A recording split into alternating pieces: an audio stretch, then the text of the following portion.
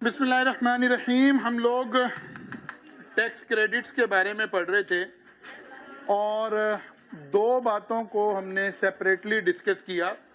Number 1, deductible allowances. Deductible allowances 4 थे: ज़कात, worker welfare fund, worker participation fund and education expenses. अगर इनमें से हमें कोई चीज़ क्वेश्चन में नज़र आ गई तो इसे हम माइनस कर देंगे टोटल इनकम में से, ठीक है। फिर हमने एक कॉन्सेप्ट पढ़ा टैक्स क्रेडिट का। इनके अलावा अगर कोई बातें ऐसी हुई जिनका हम जिक्र कर रहे हैं यहाँ, जैसे सेक्शन 61 का कल जिक्र हुआ, तो उसके ऊपर हमें टैक्स क्रेडिट मिलेगा। टैक्स क्रेडिट कैसे मिलता है? एवरेज रेट ऑफ टैक्स के ऊपर उस अमाउंट जो इलिजिबल अमाउंट हो, जो हम सी पढ़ रहे हैं कि कितनी इलिजिबल है, इलिजिबल अमाउंट के ऊपर एवरेज रेट ऑफ टैक्स के ऊपर हमें क्या मिल जाता है? क्रेडिट मिल जाता है। हमारी टैक्स लाइबिलिटी में से वो अमाउंट भी माइनस हो जाते हैं। ये अमाउंट हमारी टैक्स लाइबिलिटी में आती नहीं है, इसे हम इनकम में से ही माइनस कर देते हैं, तो टैक्स तो बाद में कैलकुलेट होना है ना। ये वाली चीज टैक्स लाइबिलिटी में शामिल ही नहीं हुई, पहले स्ट्रेट माइनस हो गई है। ये वाली अमाउंट्स टैक्स लाइबिलिटी में शामिल हुई हैं, पहले हमने ग्रॉस टैक्स कैलकुलेट कर लिया है, फिर उसमें से हम एलिजिबल अमाउंट क्या कर रहे हैं? माइनस कर रहे हैं। एक तो ये फर्क हमें समझ आ गया। फिर हमने कल एक tax credit charitable donation section 61। पहले टैक्स क्रेडिट काफ़ी ज़्यादा हुआ करते थे, अब रिड्यूस हो गए हैं लॉ में चेंजेस आने की वजह से। Charitable donation. फिर आ गया कल हमने दूसरा टैक्स क्रेडिट पढ़ा था, that was approved contribution to pension fund section 63। ये कॉन्सेप्ट क्या था कि अगर कोई लोग, क्योंकि ये पुराना कॉन्सेप्ट है, अगरचे हम अपनी आसानी के लिए इसे इजी करके भी पढ़ सकते हैं। इजी करके कैसे पढ़ सकते हैं कि हम ये कहें कि भाई बस ये, क्योंकि आज की तारीख में तो अब सिर्फ ये बचा, ठीक है ना। लेकिन आप कहीं से लॉ पढ़ने बैठेंगे तो फिर आपको बाकी चीजें नजर आएंगी। दैट इज द रीजन मैंने कल पिछली बातें आपको समझाने की कोशिश की कि 2005 में रूल्स आए। जब रूल आए तो उन्होंने 2 हिस्सों में बांट दिया लोगों को। जब ये वाले सेक्शन 63 आया तो उन्होंने 2 हिस्सों में बांट दिया लोगों को। एक वो लोग जो अबव 40 ईयर्स थे और एक वो लोग जो बिलो 40 ईयर, ठीक है ना, यानी 40 ईयर एंड बिलो 40 ईयर। जब वो ज्वाइन कर रहे थे, जो ये लोग थे, इनका स्ट्रेट काम था क्या जी? नंबर 1, ए कैलकुलेट करेंगे एक्चुअल अमाउंट, बी कैलकुलेट करेंगे 20% of taxable income, which ever is lower will be C, ठीक है ना। और फिर A over B multiplied by C करके टैक्स क्रेडिट निकला, बस खत्म हो गई कहानी। लेकिन क्योंकि जब आप कभी लॉ पढ़ने बैठेंगे तो आप उस वक्त कहेंगे कि यार सर ने तो ये बात बताई नहीं, पता नहीं यहाँ तो क्या लिखा हुआ। नहीं, उस वक्त जो अबव 40 लोग थे उनको मिलना शुरू हुआ 2% पर ईयर एडिशनल। मसलन एक बंदा 43 ईयर्स का था, ठीक है, तो उसको पहले साल 20% तो मिला ही मिला, 3 सालों का 6% ये भी मिला, उसका एलिजिबल अमाउंट हो गई 26%, और अगले साल हो गई 28%, और अगले साल हो गई 30%, ठीक है। लेकिन उन्होंने कहा ये जो हम एक टेम्परेरी फेज लेकर आ रहे हैं, ये फेज कंटिन्यू रहेगा टिल टैक्स ईयर 2019 के बाद ये वाला फेज भी कंप्लीट हो गया। अब सब लोग एट पार पर आ गए। अब 19 को गुजरे भी, टैक्स ईयर 20 गुजरा, 21 गुजरा, 22 गुजरा, 23 गुजरा, हमारे एग्जाम में 24 आएगा। 5 साल गुजर चुके हैं। तो कोई रेयर बात हो सकती है, कभी भी नहीं हो सकती कि एग्जामिनर वो वाली कैलकुलेशन पूछे, क्योंकि वो तो एग्जिस्ट नहीं करती ना। तो इसका मतलब है हमें सिर्फ ये काम करना है, ठीक है ना। क्या काम करना है? Actual amount versus 20% of taxable income, whichever is lower, उसके ऊपर टैक्स क्रेडिट मिल जाएगा। ठीक होगी ना बात? लेकिन हमने उसको समझने के लिए उसी तरह दो हिस्से बना दिए और ये सारा काम समझ लिया। जी जी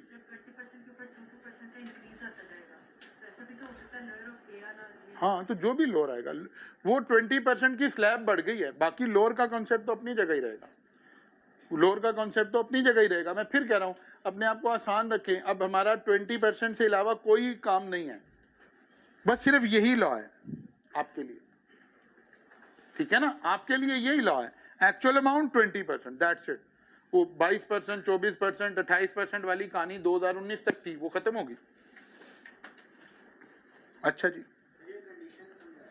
कौन सी कंडीशन? कंडीशन की अभी बात करते हैं। कंडीशन पर आ जाइए। Transfer condition, the transfer by the member of the old scheme of their old balance to the new individual pension account shall not qualify tax credit. जब भी हम कोई नई स्कीम लाते हैं ना, ये आप बात याद रखें, कुछ लोग पहले से कुछ काम कर रहे होते हैं। जब कोई स्कीम अनाउंस की जाए तो पहले वाले लोगों को उस स्कीम में जंप इन करना अलाउ नहीं किया जाता। ठीक है ना, यानी इसका मतलब है हमेशा न्यू लोगों के लिए बात हो रही है।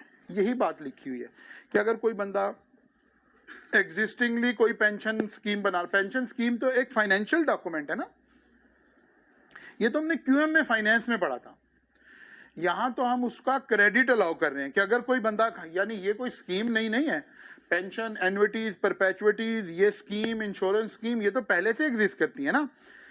एक बंदा कहता है कि यार मैं तो पहले से लेकर चल रहा था, मेरा ये बैलेंस पड़ा है, क्या मैं इसमें एलिजिबल हो गया हूँ? कहते नहीं, आप नहीं एलिजिबल हुए, आप एक नई स्कीम परचेज करें, उसके ऊपर अप्लाई होगा। ट्रांसफर अलाउ नहीं है। बात समझ आ रही ना? आमतौर पर भी हमारा मिजाज यही होता है ना, कोई एक नया बैच शुरू, आप कहें सर हम उस बैच में जा रहे हैं, हम कहेंगे नहीं यार वो नया एडमिशन आ रहा है, वो उनके लिए बात हो रही है, आपके लिए नहीं हो रही, आप तो आधी से ज्यादा क्लासेस पढ़ चुके हो। ठीक होगी बात? अच्छा जी, अब इसमें से प्रीवियस ईयर की जो कैलकुलेशन है उसको तो देखने की जरूरत नहीं है।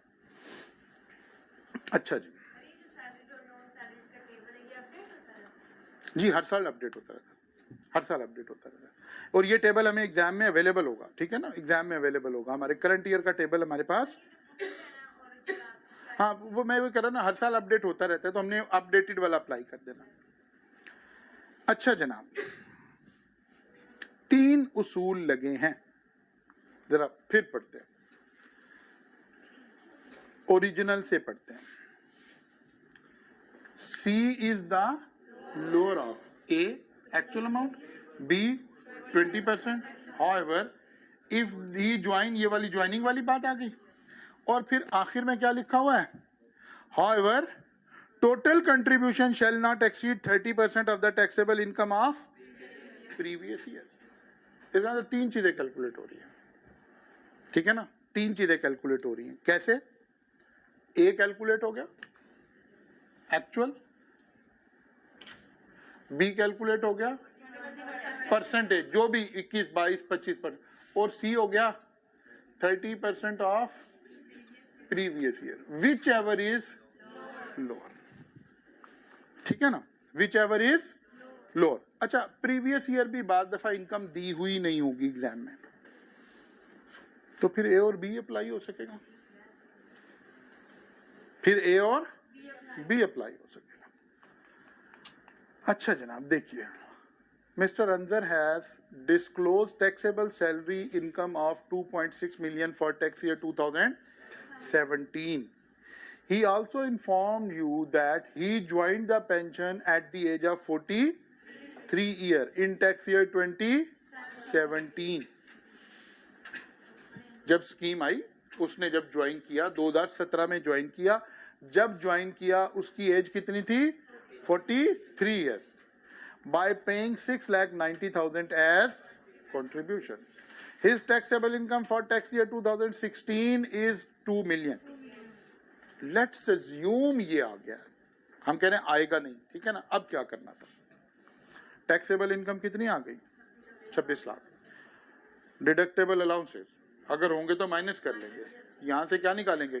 टैक्सेबल इनकम, और इसके ऊपर टैक्स कैलकुलेट करेंगे करंट रेट लगाकर, जो टेबल में करंट रेट आ रहे होंगे। कितना बन गया जी? 2,05,000।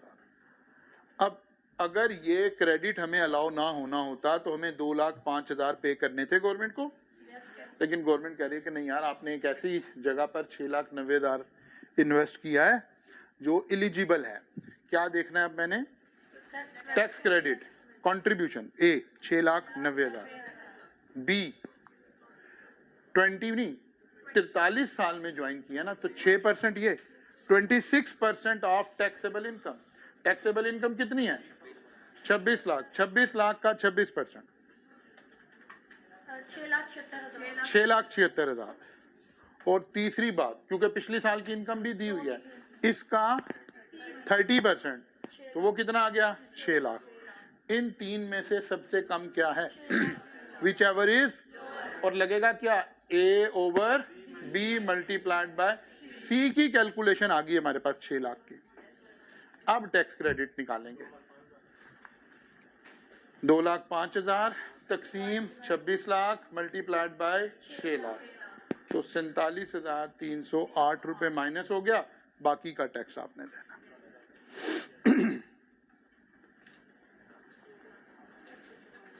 कोई कंफ्यूजन तो नहीं है? 47,308 रुपए आ गया। तो बाकी कितना देना है?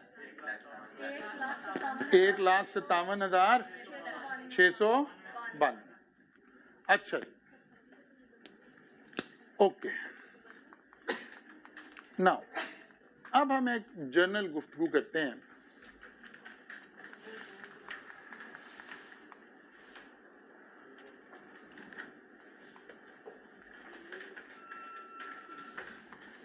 निकालें जी, कॉपी निकालें।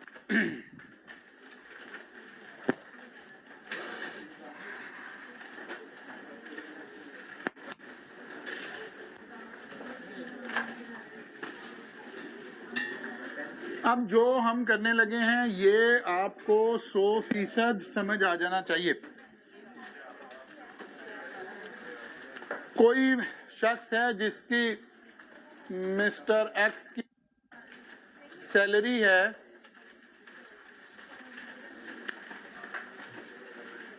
36 लाख रुपया, इनकम फ्रॉम प्रॉपर्टी 1 मिलियन, ज़कात 3 लाख रुपया,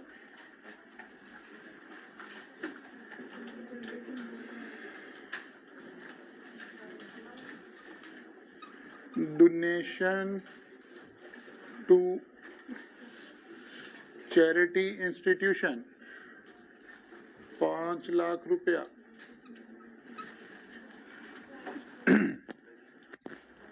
ठीक है। और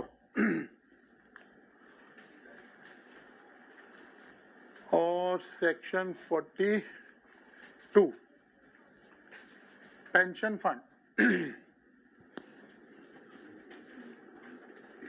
पेंशन फंड में पैसे पे किए हैं इसने 12 लाख रुपए। कैलकुलेट टैक्स पेएबल, कुछ नहीं बताया। Calculate tax payable for tax year for tax year 2024।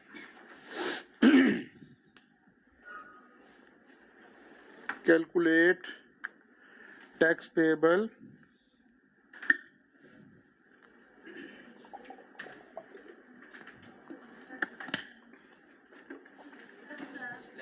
Slab आपके पास होंगे, किताब में से निकालेंगे आप, क्योंकि अब हम करंट स्लैब लगाएंगे ना, ताकि आपको कोई कंफ्यूजन है तो वो भी रिमूव हो जाए। Page number 55 of I cap book पे नजर आ रहे होंगे आपको। आ रहे हैं कि नहीं आ रहे हैं? अच्छा जरा ये चेक कर लें, मिस्टर एक्स से पता नहीं चला। अच्छा देखें, सैलरीड के यही स्लैब आ रहे हैं आपके पास, ये अपडेटेड हैं कि नहीं है, मैं ये देखना चाह रहा हूँ। हाँ अपडेटेड है, यही है स्लैब, चेंज हो गया, अब ये 5% हो गया ना। हाँ चेंज है, ओके। स्लैब आप अपडेटेड वहां से ओपन करें, फिर किताब से ओपन करें, या फिर मैं इधर से, मैंने आपको अपडेटेड स्लैब उधर दिखाए थे सैलरीड इंडिविजुअल में, चलो आप उधर से ओपन करेंगे, ठीक है ना। चलिए अच्छा जी, ये सवाल आ गया, सैलरी कितनी है हमारे पास, 36 लाख रुपया, और प्रॉपर्टी इनकम आ गई 1 मिलियन। सबसे पहला काम तो क्या करना है, हमने टोटल इनकम कैलकुलेट करनी है, ठीक है ना जी। तो सैलरी आ गई 3.6 मिलियन, प्रॉपर्टी आ गई 1 मिलियन, ये दोनों एनटीआर में जाती हैं, दोनों का लगा दिया टोटल 4.6 मिलियन, ठीक है ना। ये कहलाई टोटल इनकम, टोटल इनकम। अब लेस की हमने डिडक्टेबल अलाउंसेस, ज़कात हमारे पास अवेलेबल है, and it is assumed that ज़कात इज पेड अंडर ज़कात एंड शुरूर। अब ये हम लिख कर आए हैं, क्योंकि यहाँ एग्जामिनर ने साइलेंट रहकर बात को ओपन छोड़ा, ठीक है ना। एक बंदा कहता है कि नहीं, इट इज अज्यूम्ड दैट, एक स्टूडेंट कहता है इट इज अज्यूम्ड दैट ज़कात is paid to poor relatives, तो फिर यहाँ से वो नहीं माइनस कर रहा होगा ना। लेकिन जनरली हमने जब खाली ज़कात लिखा है तो हमने ज़्यादा कोशिश करनी है कंप्लाइंस एजम्पशन लेने की। ये बात याद रखें, हम जब एजम्पशन लेते हैं, अगर एग्जामिनर साइलेंट है तो हम हमेशा कंप्लाइंस की एजम्पशन लेते हैं। नॉन कंप्लाइंस हुआ होता तो ये एक मटेरियल बात थी, एग्जामिनर ने खुद बतानी थी, ठीक है ना। तो हमारी जनरल कोशिश होती है कि हम हमेशा एजम्पशन कौन सी लें, कंप्लाइंस एजम्पशन लें, यानी इट इज अज्यूम्ड दैट ज़कात इज पेड अंडर ज़कात एंड उशर ऑर्डर। डन हो गया, ये लाइन हमने लिख कर भी आनी, आखिर में लिखते गए, ठीक हो गया जी। कितनी ज़कात है जी, 3 लाख रुपया, ये हमने माइनस कर दिया, बाकी क्या बच गया 4.3 मिलियन। ये क्या है, टैक्सेबल इनकम, टैक्सेबल इनकम। अब हमने इस बंदे का स्टेटस वेरीफाई किया, अब हमने इस बंदे का स्टेटस वेरीफाई किया, whether the person is salaried individual और नॉन सैलरीड इंडिविजुअल। तो हमने 36 लाख को 43 लाख से तकसीम किया, 83%, so the person is salaried individual, ठीक है ना। अब इनकम हमें मालूम है, इनकम के ऊपर टैक्स कैसे कैलकुलेट करते हैं ये बात हमने पहले सीखी हुई है। सबसे पहले देखना है 43 लाख किस स्लैब में फॉल करता है। जी बुक का पेज नंबर क्या आ रहा है, सैलरीड वाली है ये, rate for salaried individual, slab number 5 कहां से शुरू हो रही है, 36 लाख से शुरू होती है ये स्लैब और 60 लाख तक जाती है। और बेस रेट कितना है, बेस रेट कितना है नहीं 1 लाख 4,35,000, 4 लाख, इसका मतलब है कैलकुलेशन ऐसे हुई 4,35,000 प्लस अमाउंट एक्सीडिंग।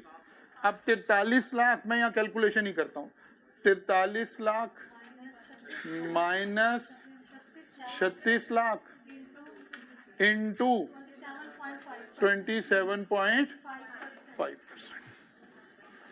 अब ये रेट हम स्लाइड हर मर्तबा अपनी अपडेट नहीं कर पाते, ठीक है ना। ये रेट हमें लगाना आता है, एग्जाम में प्रोवाइड होगा, याद भी नहीं करना है। ये रेट हमें अप्लाई करना ऑलरेडी आता है।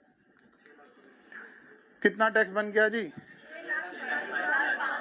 6,27,000।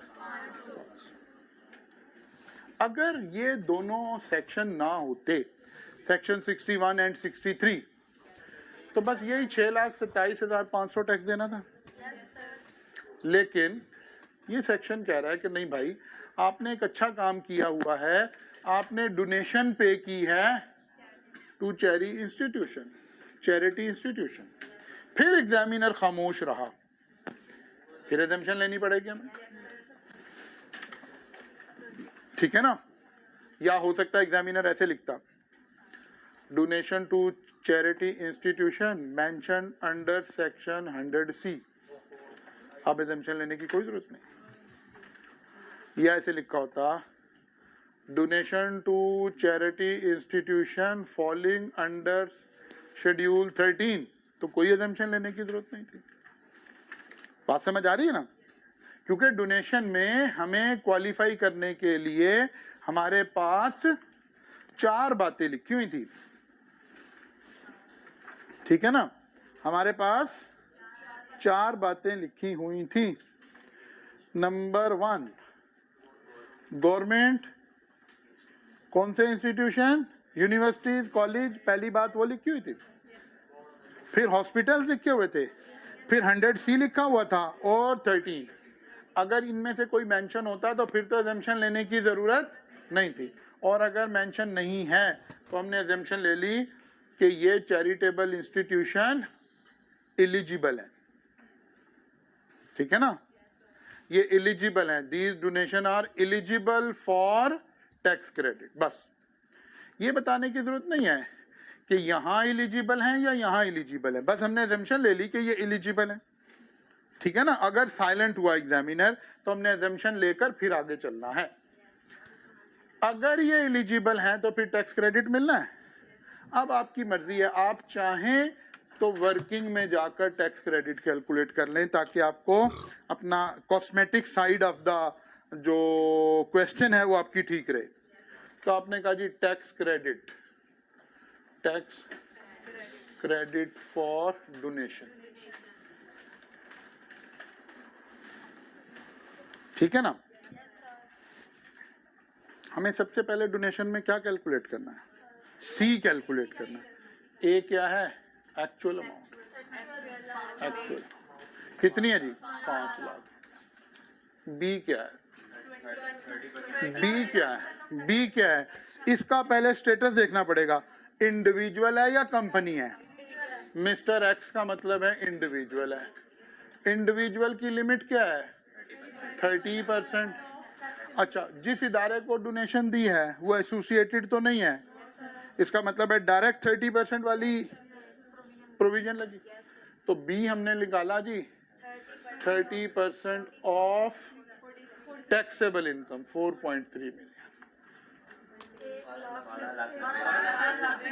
12,90,000, विच एवर इज लोअर, तो 5 लाख का, ठीक है। अब हमने क्रेडिट यही कैलकुलेट कर दिया, A over B multiplied by C. A is 6,27,000, 43 lakh into 5 lakh, 72,965। ठीक होगी बात? अच्छा, इसको जो है ना, नहीं ठीक है, हाँ ठीक है, ये आ गया हमारे पास। अच्छा जी, ये किसका टैक्स क्रेडिट निकाला? डोनेशन। फिर हमने लिखा tax credit for pension fund, ठीक है ना। इसकी कैलकुलेशन की। ए क्या है? एक्चुअल अमाउंट, कितनी जी? 12 लाख। बी क्या है?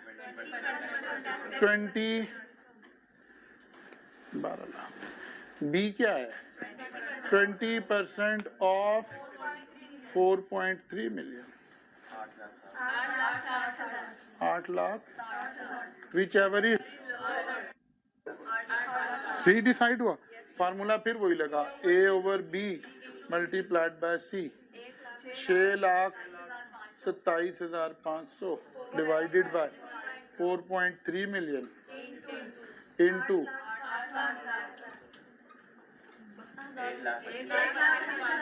1,25,500। इसमें कोई शक रह गया तो दूर कर लें, ये काम कर लेंगे आप। कोई भी टैक्स क्रेडिट जो एवरेज रेट पर मिल रहा है उसमें सिर्फ और सिर्फ हमें अंडरस्टैंड क्या करना है, सी कैलकुलेट करना, सी की लिमिट हमें याद करनी, बाकी तो सब एक ही तरह चल रहे हैं। अब फेस ऑफ द आंसर पे आ गए, यहाँ डायरेक्ट लिखा टैक्स क्रेडिट फॉर डोनेशन, साथ लिखा वर्किंग वन, कितना जी? 72,965 माइनस कर दिया, और फिर आ गया जी tax credit for pension fund working to 1,00,000 tax payable 4,29,035।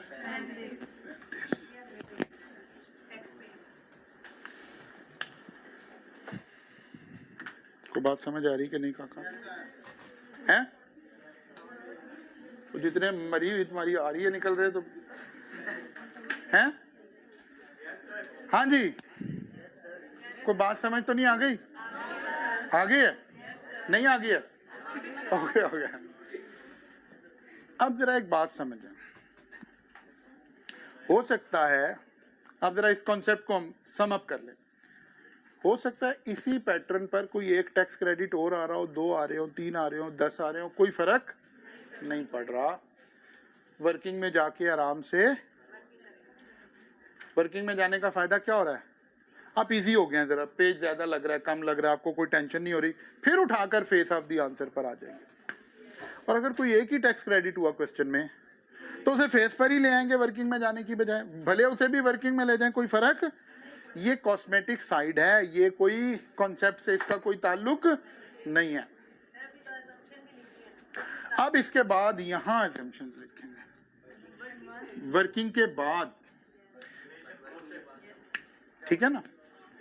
अच्छा, आप कई assumption लिखने के कई तरीके हैं।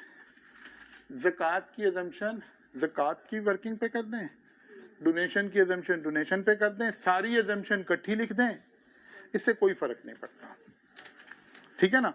हाँ, जहां आपने कैलकुलेशन की है, अगर assumption वहां नहीं लिखी, मसलन डोनेशन की assumption यहां आ जानी चाहिए थी, ठीक है ना?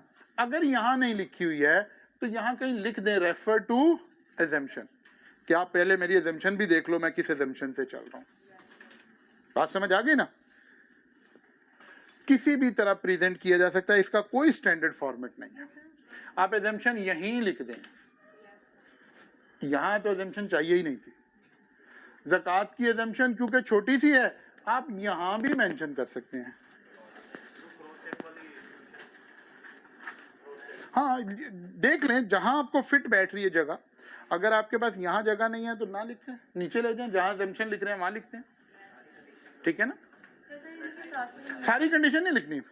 It is assumed that zakat paid under zakat and pusher order, और भले एक जुमला ही आना है जरा सा, थ्रू क्रॉस चेक। ज़कात में क्रॉस चेक की थी? नहीं थी, जरूरत ही नहीं थी। ज़कात तो सिर्फ एक शर्त थी कि आपने ज़कात गवर्नमेंट को देनी है, क्योंकि ज़कात पेड अंडर ज़कात एंड उशर ऑर्डिनेंस का मतलब है ये ज़कात कहाँ गई है, नहीं ये तो गवर्नमेंट तो चलो गलत हो गया ना लफ्ज़, अब सही लफ्ज़ बोल रहे हैं, बैतुल माल में गई है, जो पाकिस्तान बैतुल माल है वहां चली गई, वही ना, ये वही ज़कात है जो बैंक डिडक्ट कर लेता है या कंपनी डिविडेंड देते हुए डिडक्ट कर लेती है। और ये खैर एक रिलीजियस मामला है, हम उस तरह के मामला क्लास में डिस्कस नहीं करते आमतौर पर, लेकिन आपके पास ऑप्शन होती है जब आप अपना अकाउंट मेंटेन करते हैं ना बैंक के साथ, तो आपके पास एक ऑप्शन होती है कि आप बैंक को कहें कि मेरी ज़कात काटनी है कि नहीं काटनी है, ठीक है ना। तो आप एक एफिडेविट बना के दे सकते हैं बैंक को कि भाई मैं अपनी ज़कात खुद पे करूँगा, आपने मेरी ज़कात नहीं काटनी, तो फिर आपकी वो ज़कात नहीं काटेगा।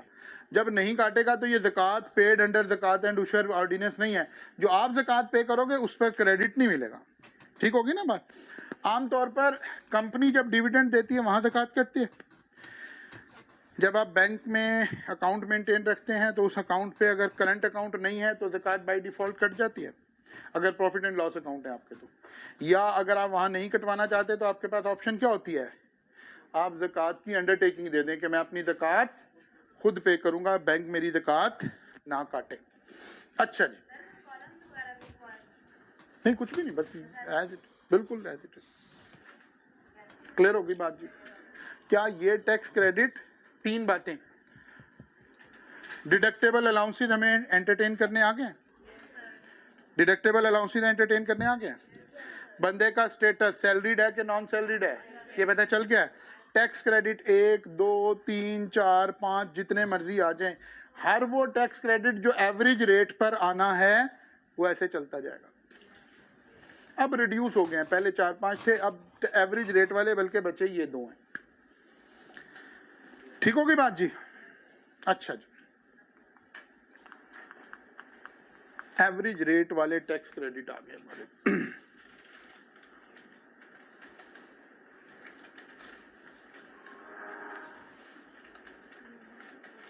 Tax credit for point of sale machine.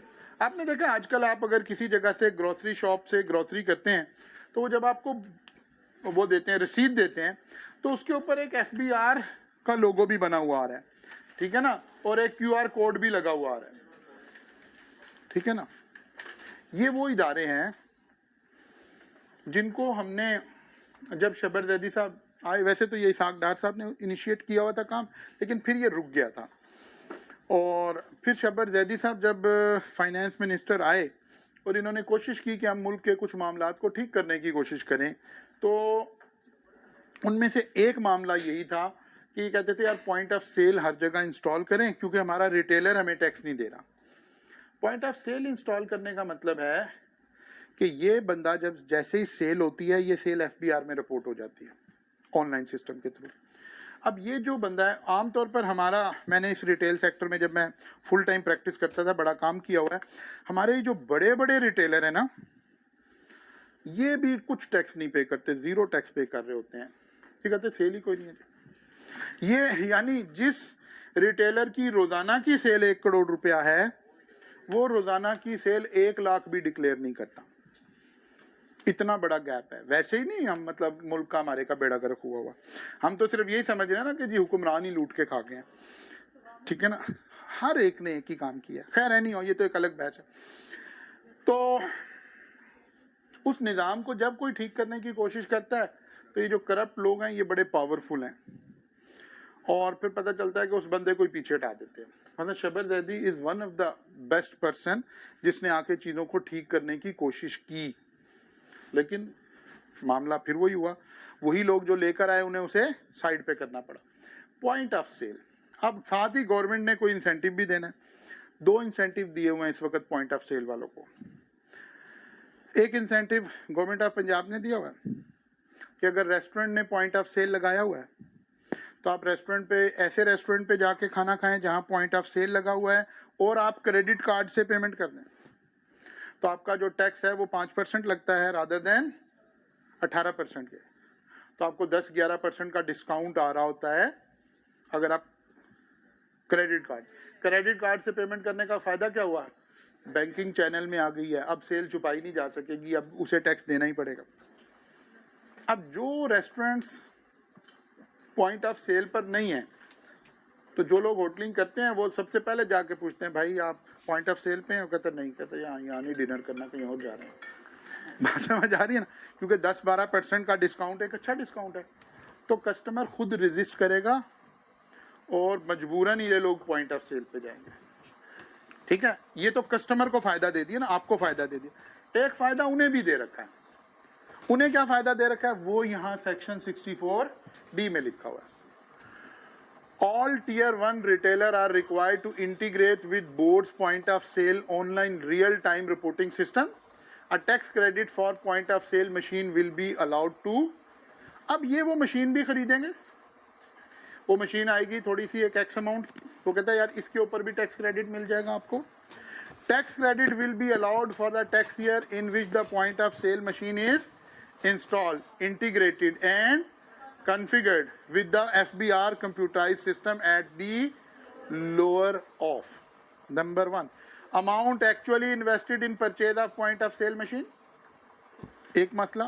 Number 2, 1.5 lakh रुपया। Number 3, अच्छा whichever is high, 1.5 लाख का टैक्स बच जाएगा ना। इसका मतलब है मशीन, असल में ये बात शुरू में कैसे हुई, लोगों ने कहा यार पैसे तो चाहिए गवर्नमेंट को, मशीन हम खरीद लें। गवर्नमेंट लगाए ना मशीनें, अगर गवर्नमेंट को शौक चढ़ा हुआ है टैक्स लेने का तो मशीनें लगा दे। अब आपको पता है हम ज़रा गरीब मुल्क हैं, तो फिर वो लेजिस्लेटर ने बैठ के सोचा कि यार इसका हल क्या निकले। अब गवर्नमेंट के पास इतनी इस्तेताअत नहीं है कि वो सारे रिटेलर के पास मशीन लगवा दे। उन्होंने कहा यार ठीक है मशीन तो आप खुद लगा लो, हम आपको आपकी टैक्स में से वो पैसे हम पे कर देंगे। जब क्रेडिट मिल जाएगा तो इफेक्टिवली गवर्नमेंट ने ही पे कर दिया ना, लेकिन ये आपके टैक्स के अगेंस्ट पे किया, गवर्नमेंट को फंड इन्वेस्ट नहीं करना पड़ा। Point of sale machine is a machine, अच्छा तो उसकी डेफिनेशन आ गई, ये वही मशीन है जो डिजिटली ट्रांसमिट करती जाएगी सारा डाटा। अच्छा अब यहाँ एवरेज रेट का कोई जिक्र नहीं आया, ये ज़रा तवज्जो करें, यहाँ लिखा हुआ था एवरेज रेट पर टैक्स क्रेडिट मिल रहा है। ठीक है, यहाँ डायरेक्ट टैक्स क्रेडिट है। A tax credit for sale machine will be allowed to them. अब फार्मूला नहीं लिखा A/B मल्टीप्लाइड बाय C और फिर C डिफाइन हो रहा है, ऐसे नहीं लिखा हुआ। डायरेक्ट आपने मशीन खरीदी 2.5 लाख रुपए की, आपको 1.5 लाख गवर्नमेंट पे कर देगी। आपने मशीन खरीदी 1,20,000 रुपए की, 1,20,000 गवर्नमेंट पे कर देगी, विच एवर इज लोअर। लेकिन गवर्नमेंट कैसे पे करेगी, टैक्स डिडक्शन के अगेंस्ट। अब यहां जब हम पॉइंट ऑफ सेल मशीन का टैक्स क्रेडिट कैलकुलेट करेंगे तो डायरेक्ट अमाउंट यहां 1.5 लाख आ रही होगी या 50,000 आ रही होगी, 70,000 आ रही होगी, मैक्सिमम 1.5 लाख। और अगर मशीन सस्ती हो गई, कंपटीशन में चीजें आ गई तो सस्ती हो गई तो फिर वो कम, विच एवर इज लोअर। तो थोड़ा सा इंसेंटिव उसको भी मिल गया और कुछ इंसेंटिव कस्टमर को दे दिया ताकि एक एनवायरनमेंट क्रिएट हो सके। Tax credit for certain person, इसके अलावा कुछ और लोगों को टैक्स क्रेडिट, कुछ स्पेसिफाइड लोगों को tax credit. Following tax payer shall be allowed 100% tax credit including minimum tax and final tax upon fulfilling of certain condition. और आपको पता है जब कोई चीज़ रेड कलर से लिखी हो इसका मतलब है ये लेटेस्ट अमेंडमेंट आई है ताकि इनके आने का चांस बाकियों से ज्यादा हो सकता है। Person engage in coal mining project in Sindh supplying coal to power generation project. आपको पता है हमने जब बिजली के मसाइल क्रिएट हुए 2011-12 में तो 18 घंटे लोड शेडिंग हो रही थी, तो पावर जनरेशन हमने लगानी शुरू की और हमने उसके ऊपर ज़्यादातर, क्योंकि अगर फर्नेस ऑयल पे लगाते हैं तो बहुत ज़्यादा महंगी पड़ती है, तो हमने कोयले से चलने वाले प्रोजेक्ट्स लगाए पाकिस्तान में। अब इन्हें कोयला कहाँ से मिलेगा, अगर हम कोयला इंपोर्ट करते हैं तो बात तो फिर वहीं चली जाएगी। अब इस इंडस्ट्री को इंसेंटिव देने के लिए हमने कहा person engage in coal mining. अब कोयला हमारे यहाँ कहाँ से निकलता है, ज़्यादातर सिंध बलूचिस्तान उधर से निकलता है। सिंध सप्लाइंग टू, अब कोयला निकालने वाले सबका नहीं, जो कोयला निकाल कर ये पावर जनरेशन को सप्लाई करें उनको टैक्स क्रेडिट मिलेगा। Startup as defined in class 62A of section 2 which is certified by Pakistan software export board. 2 businesses को हमने ये क्रेडिट दिया, एक तो कोयले को अपनी उस डिमांड को पूरा करने के लिए, और एक आपको पता है हम आईटी फ्रीलांसिंग इसके ऊपर थोड़ा सा फोकस कर रहे थे, इसको भी दिया। Credit will be allowed in the year of startup for the following 2 year. क्या क्रेडिट है जी? Person driving income from export of computer software और IT सर्विसेज और IT enabled services up to the period ending 30th June 2015 if 80% of the export proceeds are brought into Pakistan in foreign exchange through normal banking channel। अच्छा जी, वो कहते हैं भाई ये 3 sector, एक कोयला निकालने वाले लोग जो सिंध से कोयला निकालें और पावर जनरेशन यूनिट को सप्लाई करना शुरू कर दें, स्टार्टअप और फ्रीलांसिंग वाले लोग। लेकिन साथ एक कंडीशन लगाई कि ये लोग अपना जो पैसा है वो 80% कम से कम पाकिस्तान में लेकर आए थ्रू नॉर्मल बैंकिंग चैनल। का मतलब है स्टेट बैंक ऑफ पाकिस्तान में डॉलर है और वो डॉलर आपको तो रुपीस में मिलेंगे, गवर्नमेंट को फॉरेन करेंसी मिल जाएगी। इनको कितना टैक्स क्रेडिट मिलेगा? 100%। इसका मतलब है ये लिखा हुआ है कि इनका जितना टैक्स बनेगा सारा क्रेडिट मिल जाएगा। यानी गवर्नमेंट इनसे अब टैक्स नहीं ले रही। Following are the condition. Annual return of income has been, वो कहें ये ना कहें कि जी टैक्स तो अब हमने देना ही नहीं तो हमने रिटर्न भी नहीं फाइल की। नहीं नहीं, आपने रिटर्न तो फाइल करनी है ना, income tax return. Withholding tax statement for relevant tax year have been filed. अच्छा, अब एक मिसकंसेप्शन होती है, अगर मेरी इनकम एग्जेम्प्ट हो गई है तो मैं अज्यूम करता हूँ कि यार क्योंकि मेरे ऊपर तो टैक्स ही नहीं है तो अब मैंने अगले बंदे का भी टैक्स नहीं काटना। नहीं नहीं, अगले का तो टैक्स काटना है। एक नॉन प्रॉफिट ऑर्गेनाइजेशन है, उसके ऊपर टैक्स नहीं लगा हुआ फर्ज किया, लेकिन जो लोग वहाँ सैलरी का जॉब कर रहे हैं उन्होंने सैलरी का टैक्स तो देना है ना। जो इस बंदे ने वो बिल्डिंग किराए पे दी हुई है उसने इनकम फ्रॉम प्रॉपर्टी टैक्स तो देना है ना। सारी बाजमात एग्जेम्पशन नहीं मिलती, एग्जेम्पशन हमेशा उस पर्सन को मिलती है। यही कॉन्सेप्ट है यार, इन लोगों से तो हमने टैक्स नहीं लेना, लेकिन पहली बात है ये लोग अपनी रिटर्न जमा कराएंगे, plus with holding tax statement का मतलब है जो मैंने अगले लोगों का टैक्स काटना था। जैसे राइज में विद होल्डिंग टैक्स स्टेटमेंट किसे कहेंगे? राइज अपने एम्प्लॉयज को जो टैक्स सैलरी पे टैक्स काटता है वो, लैंडलॉर्ड का जो टैक्स काटता है वो, बाकी और जहां जहां कोई टैक्स कटते हैं वो तो कटने हैं ना, और उसकी स्टेटमेंट भी जमा करानी है। वो कहता है भाई वो भी आपने जमा करानी है। एंड का मतलब है सारी कंडीशन पूरी करनी है। Monthly sale tax return for the tax period, और अगर कोई ये सेल टैक्स वाले लोग हैं जिनकी सेल टैक्स की भी रिटर्न जानी है तो वो भी करेंगे, यानी कंप्लाइंस सारा हो रहा होगा। इनकम टैक्स की रिटर्न भी जमा कराएं, वो एनुअल जाती है, सेल टैक्स की मंथली जाती है, और एक रिटर्न जानी है हमारी विद होल्डिंग। अगर ये 3 काम कर रहे हैं ये 3 लोग, कौन कौन? माइनिंग वाले जो कि कोल की माइनिंग करें और सप्लाई कर दें पावर जनरेशन को, स्टार्टअप, और नंबर 3 वो computer IT service, IT export, freelancing type की सर्विसेज, वर्डिंग तो हमें वो यूज करनी है। इन लोगों को 100% टैक्स क्रेडिट मिल जाएगा। जितना टैक्स बनेगा सारे का सारा एग्जम्प्ट हो जाएगा।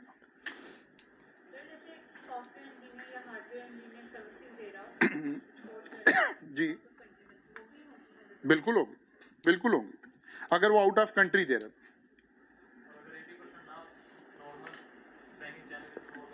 तो फिर नहीं, फिर टैक्स क्रेडिट नहीं मिला।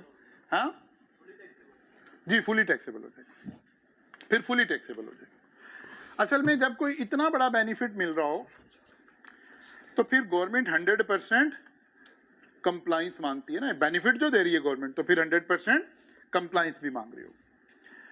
तो जो कैलकुलेशन वाले टैक्स क्रेडिट थे वो हमारे पूरे हो गए, जहां एवरेज रेट पर हमने कैलकुलेट करना था। इसीलिए मैंने कहा कि यार ये वाला सवाल आपने 100% अपने आप को देख लेना है कि क्या ये काम हमें क्लियर हो गया। कल जब हम आएंगे तो अब एक टैक्स क्रेडिट है जो हमें एग्जाम के हवाले से देखना है, that is foreign tax credit. अभी लिखे हुए तो और भी हैं, इसमें से हम गो थ्रू करेंगे, लेकिन असल बात जो अब हमने करनी है दैट इज 103।